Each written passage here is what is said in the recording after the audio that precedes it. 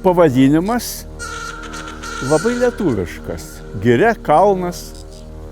Girkalnio istorija būtent ir prasideda nuo bažnyčios. Pavadinimas labai lietuviškas. Giria, kalnas. Jam per savo istoriją šitam miesteliui buvo ir daugiau sukurta pavadinimų.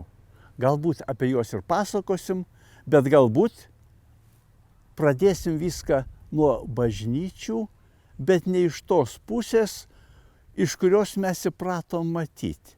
Einam kartu su manimi iki šito namuko. Taip, vietos žmonės pasakoja, kad Girkalnyje būta kone 10 bažnytėlių. Mes aplankysim paskutinėje. Ji buvo pradėta statyti 1990 metais ir užbaigta 1997 metais, pašventinta ir dabar gėdos nedaro nei to laikmečio architektui, nei menininkams. Bet apie bažnyčių istoriją šnekant, atsiranda savi sentimentai. Pradėsim nuo jų. Taip. Girkalnio istorija būtent ir prasideda nuo bažnyčios. Pasakoju, kad girdi savo laiku, čia buvo giria, kalnas, Girkalnis ir čia kažkoks tai didikas ar kunigaikštis, kuris vardu buvo Jurgis, medžiojo ir jį užpuolė vilkų gauja. Ir jis šitoj situacijoje pažadėjo, kad viešpatie padėk man šitoj aplinkoj ir šitoj vilkų apsuptoj situacijoje jisai kreipėsi į Dievą. Viešpatie padėk man, aš tau pastatysiu bažnyčią. Ir po šitų žodžių vilkai sukę uodegas išlakstė.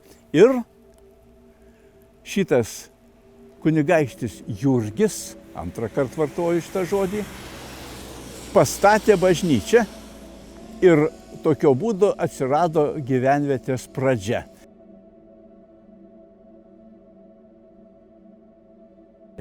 Tarp kitko, senuose dokumentuose yra paminėta, kad pirmoji bažnytėlė čia atsirado apie 1510 ar 1520 metais, reiškia 16 šimtmečio pati pradžia.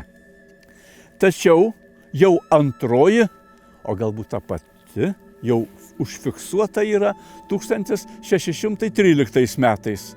Na, taip sakant, praėjus jau geram šimtmečiui. Minima šita bažnytėlė, aš leidžiu šnekėti, kad minima, bet atrodo nauja. Toji bažnytėlė išstovėjo panašiai iki 1744 metų. Va tada buvo pastatyta dar viena. Ji minima, kad ten ir remonto būta, liktai apie 1828-9 metus pakeisti rąstų sienos. Ir vėliau jin sudega, reiškia trenkė ją perkūnas. Ir apie 1890 metais tos bažnyčios medinės istorija baigėsi. Ir štai atsiranda toks Nikolajus Andrejevas, architektas, kurio vardu buvo pradėta projektuoti nauja medinė bažnyčia. Nereikia užmiršti, kad tai vėl, kol gavo leidimus, kol ten per carus ir per valdininkus buvo pramušta teisė statyti, bet kaip ne kaip. 1898 metais jau bažnytėlė stovi.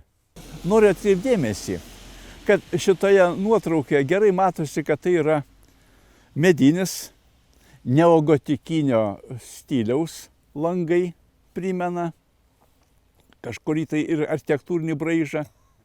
Minėjau pavardę, gana profesionalaus architekto dirbusio, ne prie vienos bažnyčios, nors pavardė rusiška. Ir Atkreipkite dėmesį į bokštą. Matot, apie bokštelį tarsi balkono turėklai būtų. Tokio dalyko aš nesu niekur matęs. Bet grįžtu prie istorijos ir prie interjero pasakojimo. Pasižiūrėkit, dar vieną turim nuotraukėlę. 1915 metų bažnyčios interjerą. Matot, jis pilnas kaizerininkų. Ir legenda pasakoja, žmonių padavimai.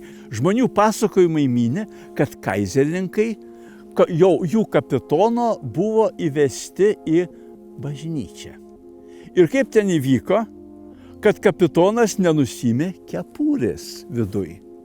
Ir mūsų klebonas čiupo jį už pakarpos ir išgrūdo, matant visiems kareiviams, pro duris. Neeilinis atvejas, kada prieš kariuomenę šitaip elgėsi mūsų klebonas.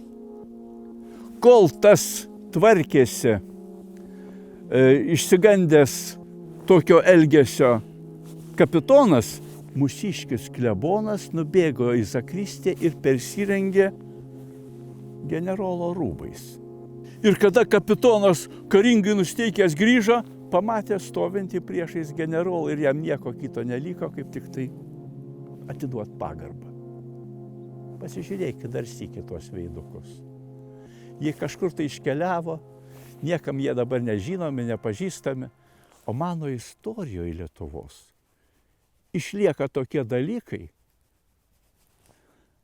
kurių dirbtinai nesugalvosi. Tačiau šnekam toliau. Už nugaros dabartinė bažnyčia stovi migloje, bet jūs dabar ją nežiūrėkit, pasižiūrėkit į paveiksliuką. Matot? Tai ano laikmečio prieškarinė bažnytėlė, medinė, bet aš nustebęs. 1943 metais čia su Šventa Marija. Ir žiūrėkit, paskaitysiu, ką rašo Šauklys. Taip pat domėjęsis istorija ir Amerikoje išleidęs smulkų kiekvieno miestelio istorijos aprašą. Paklausykit.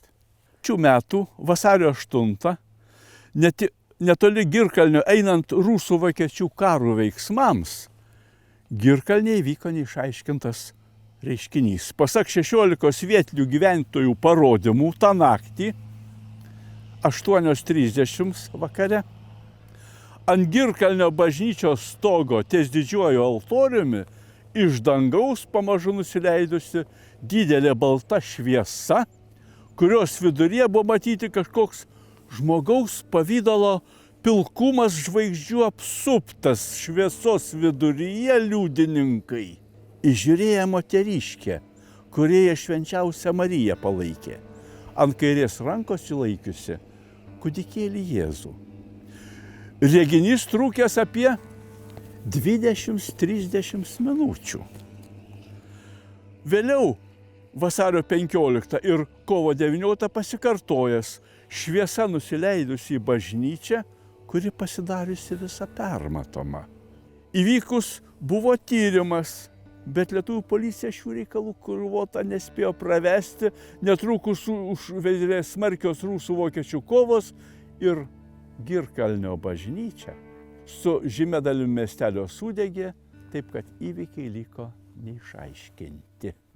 Apibendrinimų nesakysiu, bet šitas laikmetis 1943 kaip nekaip mus tiesiogiai ryša per mūsų senelius, per laikrodžius, per statistikas, ne tik per vokiečių ir rusų karus.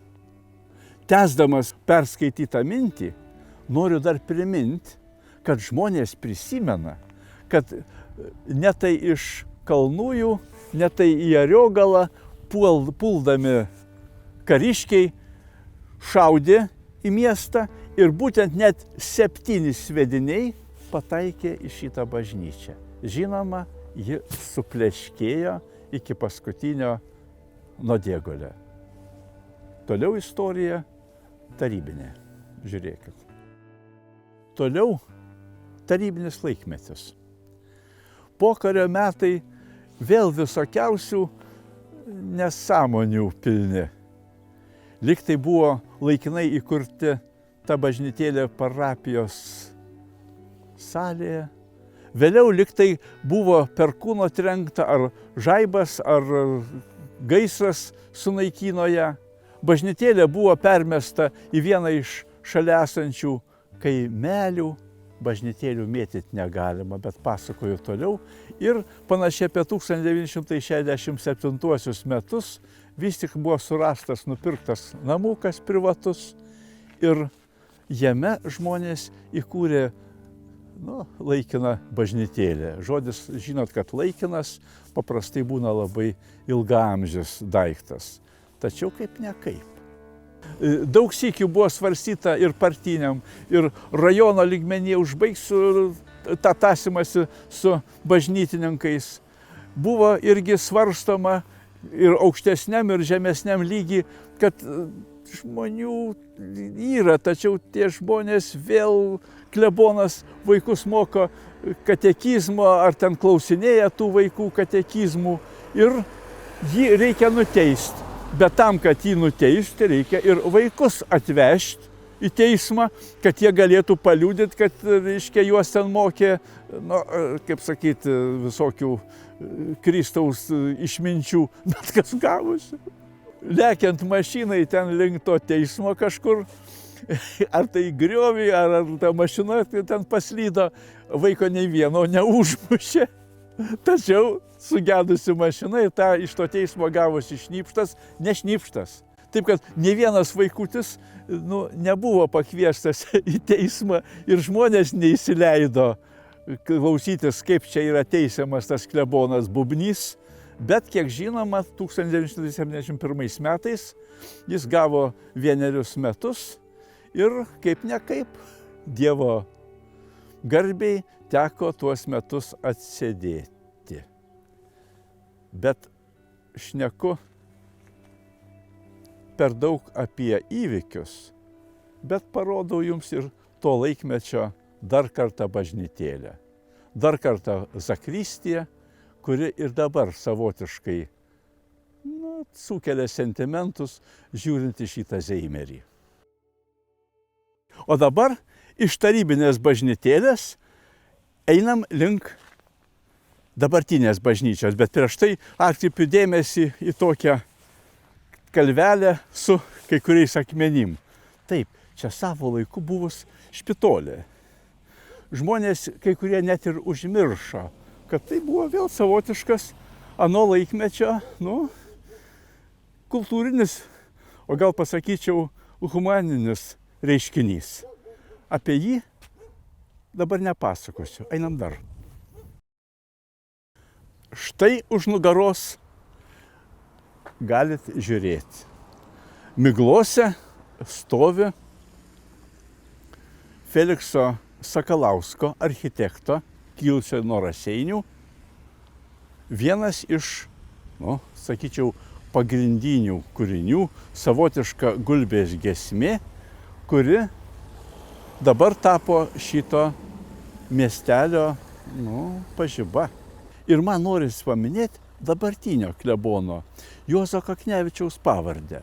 Jis čia tapęs kunigu, klebonu, nuo 1980-ojo dešimtmečio vis tik tai surado jėgų ir savyje, ir komercinių savybių, kad be paramos valstybės, be paramos bažnyčios, savo jėgomis, ne savo jėgomis, aš turiu galvoje ir draugų, ir pažįstamų, ir žmonių jėgomis pastatytų toj vietoj, kur stovėjo anoji, 44 metais sudegusi bažnyčia. Šitą šventovę. Kai ką parodysiu įdomaus. Istorinis šventorius, kaip matot, savyje pagal tradiciją dar ir naudojamas laidojimui buvusių dvasiškių. Ir šitie kapai yra išlikę. Bet aš, rodydamas tuos kapus, noriu pirštu parodyti ir į šitą koplytstulpį, stogastulpį arba pasakyčiau stulpą su Šventu Jurgiu duriančiu slybiną. Būtent Švento Jurgio įvaizdis, kurį minėjom toj legendoj, būtent Švento Jurgio pavadinimas pirmąjį bažnytėlį atsirado neatsitiktinai, nes anas kunigaikštis, kuris vilkus išvaikė Dievo pagalba, buvo Jurgis. Visą laiką čia buvo tik Švento Jurgio bažnyčios. Taip, kad dar sykį, kas pasikartojo, tautodailininkas buvo pasikviestas planingai. Žodį sakydamas planingai, supratot mane. Pastatas, kaip matot, paskutiniais tarybiniais metais projektuotas to laikmečio ir architekto. Jis turi vėl savotišką savitumą. Kiek žinoma, jisai pastatytas beveik toj pačioje vietoje, kur stovėjo medinė bažnyčia. Galbūt, kaip pasakoja žmonės, metras į šoną patrauktas pagrindinis įėjimas. Jo planas irgi, kaip pasakojama, užima beveik tą pačią teritoriją, tik tai skirtingai nuo ano kryžiaus formos plano.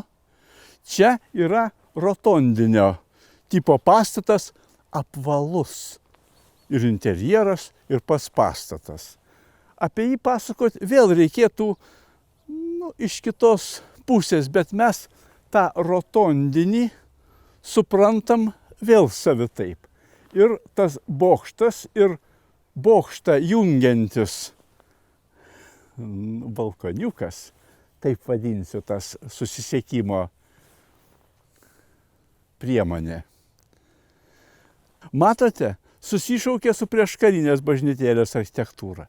Nenoriu sakyti komplimento amžinatilsį architektui, bet man ir kiekvienam žmogui, kuris giliau pažįsta šitą miestelio istoriją, vėl tas savotiškumas daro to, ko neturi kiti miesteliai.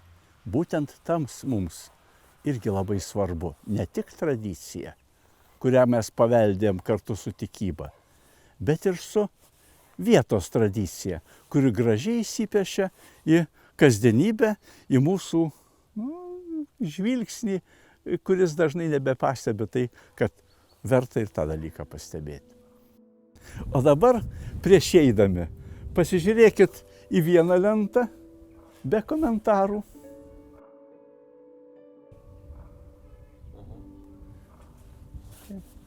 Ir jeigu norit, pakomentuokit šitą didžiulę apimtį, kuri padengta tinku. Matot, tik 2 fundatoriai paminėti, bet faktiškai už nugaros tai yra daugybės žmonių ir pinigėliai, o svarbiausiai meilė savo kraštui.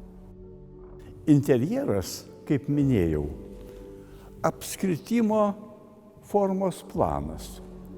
Ir mes įpratę žiūrėti kelianaves bažnyčias, čia net nežinom kaip paaiškinti. Jeigu būtų tiesiai pilastrai arba kolonos, tai būtų trinavė bažnyčia. Čiagi tos taisyklės negalioja. Žinoma, galima trupučiuką pritempti, bet iš kitos pusės. Noriu pasakyti, kad vaizdas visas paruoštas yra pagrindiniam altoriui. Kaip matot, vienas yra altorius.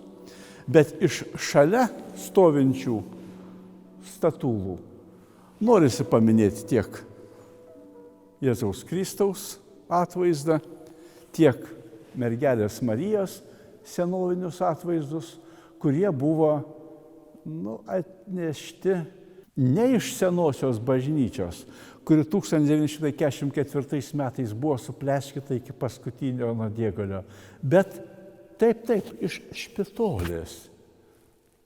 To pastato, kurio akmenis mes jau matėm. Bet tai yra, ko gero, vieninteliai iš praeities išlikę meno kūrinėliai. O apie dabartinius meno kūrinėlius noriu vėl šnektelt. Kaip minėjau, rotondinis Felikso Sakalausko architekto užmanymas čia liepia žaisti savotiškom taisyklėm.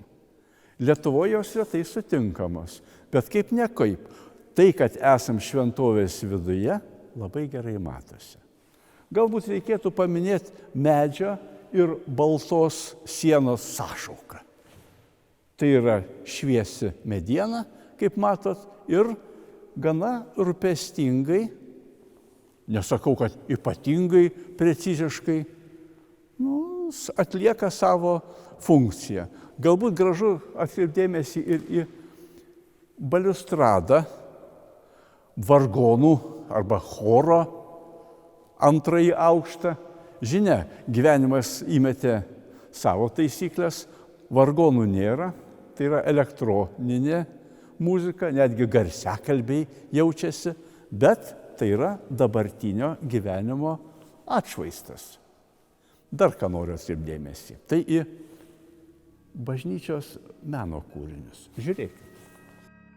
Pagrindiniam interjere matom 6 tapybos darbus Antano Račo.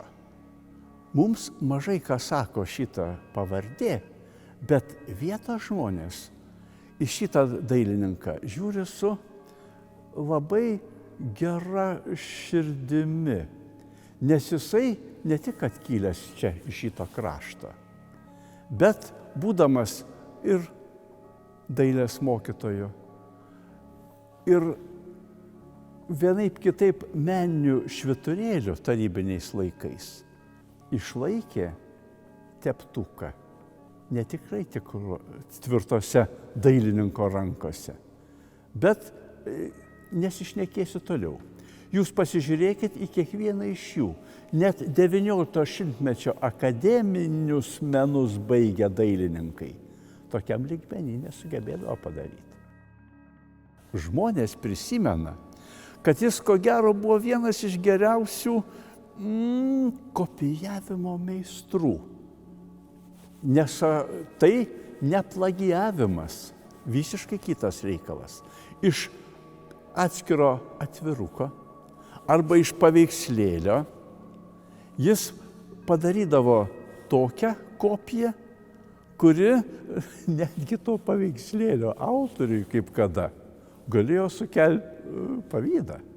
Bet noriu visiems tą patį priminti, kas mums visiems jau ir žinoma, kad čia yra Švento Jurgio bažnyčia, šventykla, ir kad tas Jurgio pavadinimas ne iš piršto išlaužtas. Taip kad šnekėdamas apie dailininką Račą, vėl grįžtu prie bažnyčios ištakų.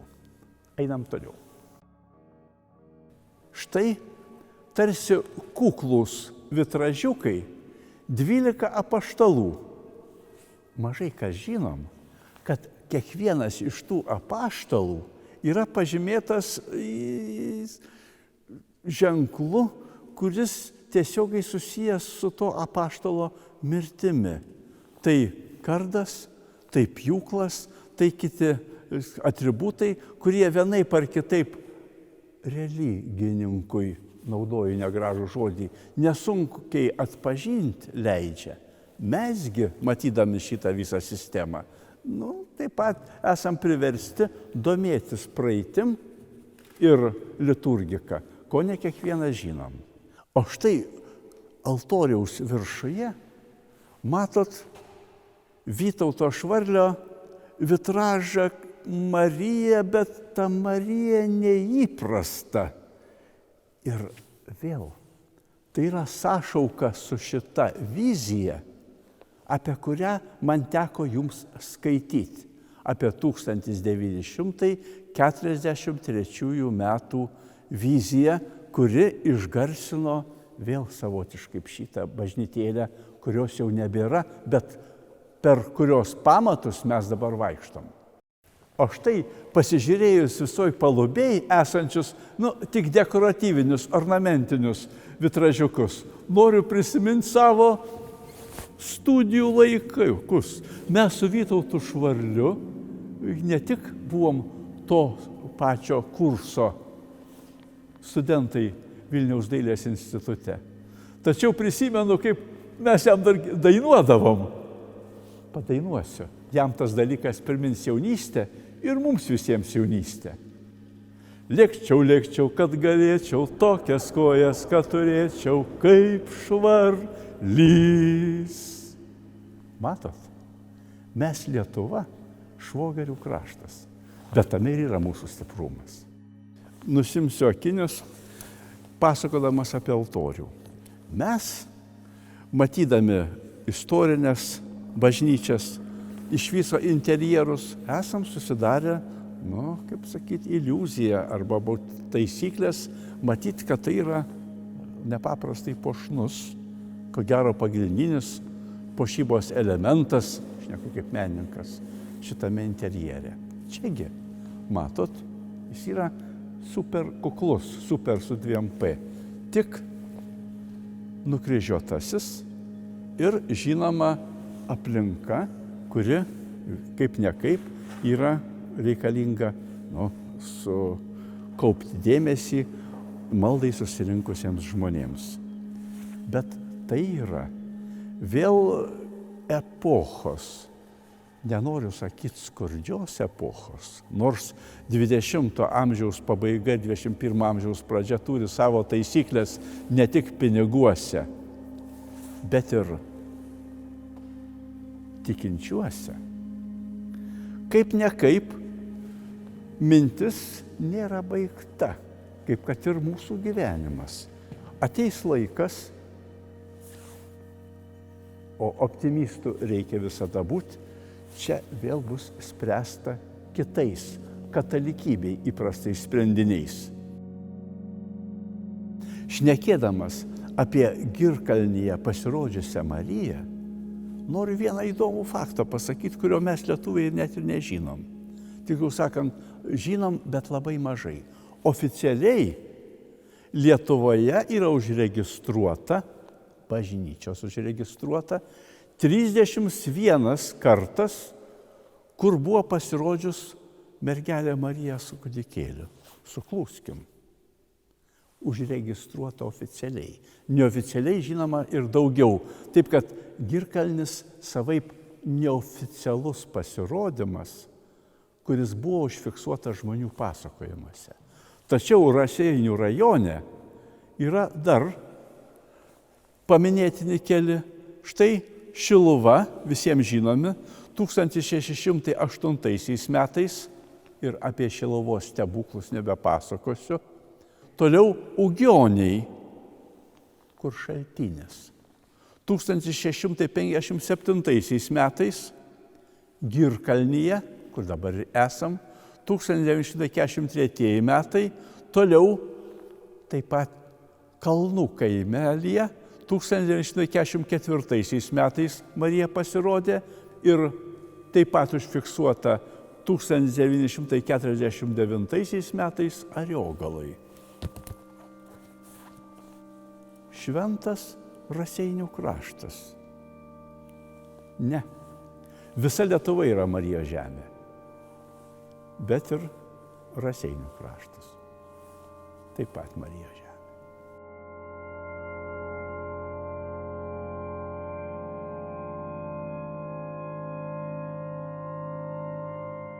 O štai, baigdami pasakojimą apie Girkalnį, noriu parodyti dar vieną reikalą su ne kalnu, o kalno šlaitu ir urbanistika, kaip negražiai dabar šneku, procesą, kuris man už nugaros yra parašytas šitame akmenyje.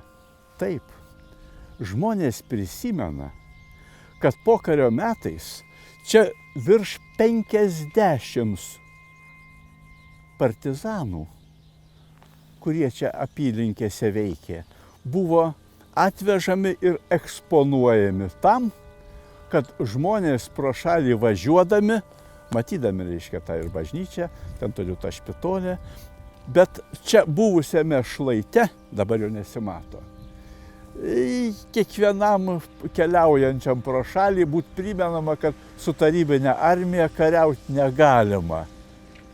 Visokių pasakojimų buvo. Kai kada gulėdavo tik 3, dažnai gulėdavo 10 nušautų žmonių.